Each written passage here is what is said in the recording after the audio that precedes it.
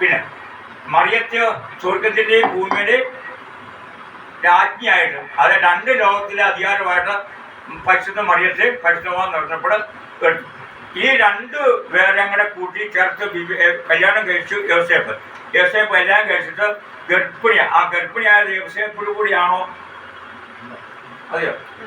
അല്ല, പരിശുദ്ധാത്മാവൻ. അങ്ങനെയാണെങ്കിൽ ഇന്നത്തെ കാലത്ത് നീതിമാനായ യോസേപ്പ് ഈ കറുത്ത പെണ്ണിനെ സ്വീകരിക്കാൻ തയ്യാറാവും. അതുകൊണ്ട് രാത്രി കിടന്നപ്പോൾ യോസേപ്പ് രാത്രി കിടന്നപ്പോൾ ഇത് കെട്ടിപ്പോയി കെണിഞ്ഞു പോയപ്പോ യോസേപ്പ് രാത്രി കിടന്ന് ഇങ്ങനെ ആലോചിച്ചു. ഇത് കണ്ടോ, ഇതാണ് നീതിമാന്മാരെ. ആരും നാണം കിടത്താതെ ആരും പഴിയുണ്ടാക്കാതെ രഹസ്യമായിട്ട് ഉപേക്ഷിക്കാൻ തീരുമാനിച്ചു. ആര് തീരുമാനിച്ചു? യോസേപ്പ് തീരുമാനിച്ചു. രഹസ്യമായിട്ട് ഉപേക്ഷിക്കാൻ തീരുമാനിച്ചു. പക്ഷേ രഹസ്യമായിട്ട് ഉപേക്ഷിക്കാൻ തീരുമാനിച്ചപ്പോൾ ആ മറിയത്തിന് കേടുണ്ടാവണമെന്ന് ഓർത്ത് തീരുമാനിച്ചു. പക്ഷേ ദൈവദൂതൻ പെട്ടവിടെ യോസേപ്പിന് പറഞ്ഞു, യോസേപ്പെ നീ ശങ്കിക്കണ്ട. അവള് നിന്റെ ഭാര്യ ഗർഭം ധരിച്ചത് പുരുഷനെ കൂടിയോ ഈ ലോകത്തിലെ ആളെ കൊണ്ടല്ല. ആ ഗർഭം ധരിച്ച് സ്വർഗത്തിലെ ദൈവത്തിന്റെ പരിശുദ്ധാത്മാവുടെ ഗർഭം ധരിച്ചു. ഇപ്പം ഈ ഗർഭം ധരിച്ച കുട്ടി സാധാരണ കുട്ടിയല്ല, മനുഷ്യകാരൻ യേശുക്രിസ്തുവാണ് എന്ന് ആ മാലാഖ പറഞ്ഞു കൊടുത്തു. അപ്പോൾ അതിനെ സ്വീകരിച്ച് സ്വന്തം കുഞ്ഞിനെപ്പോലെ സ്വന്തം ഇതേപോലെ സ്വീകരിച്ച് ഒരു കേടും വരാതെ കൊണ്ടുപോയി.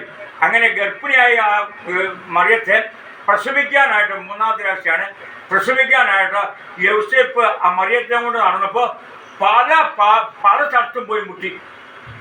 സ്ത്രീകളൊന്നും ആലോചിച്ച് നോക്കിയാൽ എൻ്റെ ഗൗരവം എന്തുകൊണ്ടെന്ന് പല സ്ഥലത്തെയും ഈ മറിയത്തിന് പ്രസവിക്കാൻ ഇടം കൊടുക്കാൻ വേണ്ടി പല സ്ഥലത്തും പോയി മുട്ടി. ആരും പാല് കൊടുന്നു കൊടുത്തില്ല, എല്ലാം അടച്ചു.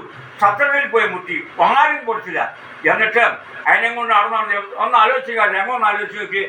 കഴുതപ്പുറത്ത് ആ ഗർഭിണിയെ പ്രസവ വേദന അനുഭവിച്ച പെണ്ണെ കയറ്റി ആ യോസേപ്പിൻ്റെ യാത്ര ഒന്ന് ചിന്തിക്കണം. അല്ല കേട്ടോ, ഈ ലോകത്തിലെ ആ കുഷ്ഠൊക്കെ പോട്ടെ നമ്മുടെ മനസ്സ്, അത് ചിന്തിക്കുക. എന്നിട്ട് യോസേപ്പ് ആ അമ്മ ആ മറിയത്തെയും കൊണ്ട് നടന്ന് ഒരിടത്തും കൊടുത്തില്ല.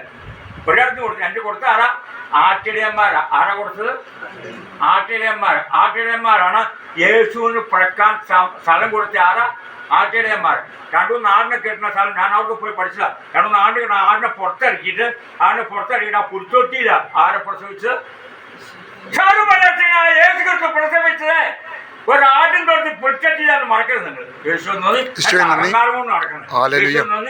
നമ്മുടെ രക്ഷകനായ കർത്താവ് ജനിച്ചത് നിങ്ങളുടെയൊക്കെ ജീവൻ അവൻ്റെ അടുത്തായിരിക്കണം. എൻ്റെ ജീവനും ഈ ഭൂമിയിൽ എല്ലാവരും ആയുസ് അവൻ്റെ അടുത്തായിരിക്കണം. നമ്മളിപ്പോൾ ഈ പള്ളിയിൽ ഇറങ്ങിപ്പോകുന്ന നമുക്ക് വിശ്വാസമുണ്ടോ? അതൊക്കെ നമ്മുടെ പേരിൽ ചവർന്നല്ലേ? ആർക്കും വേറെ ഡോക്ടർക്ക് രക്ഷിക്കാൻ പറ്റുമോ? ഈ വേറെ ശാസ്ത്രം രക്ഷിക്കാൻ പറ്റുമോ? ആ ജീവൻ കൈപ്പിടിച്ച വ്യക്തി പഴക്കാവ മനുഷ്യന്റെ പഴയ ഹൃദയത്തിൽ പോയി മുട്ടിയതാണ്.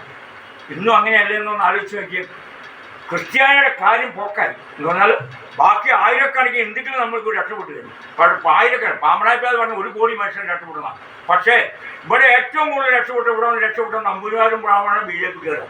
യേശുന്ന് ഈ ക്രിസ്ത്യാനിയുടെ അഹങ്കാരം കുറച്ചില്ല. പഴയപ്പോഴെ നാളിലേക്ക് യേശു ജനിക്കാൻ വേണ്ടി ആവുന്ന മുട്ടി നോക്കി ഒരാൾ തുറന്നു കൊടുത്തില്ല, ഒരാൾ കൃത്യം തുറന്നില്ല. ഇപ്പോൾ മൂന്നാമത്തെ രാശിയാണ് ധ്യാനിക്കുന്നത്. യേശു പറഞ്ഞ നമ്മൾ ധ്യാനിക്കുന്നത്.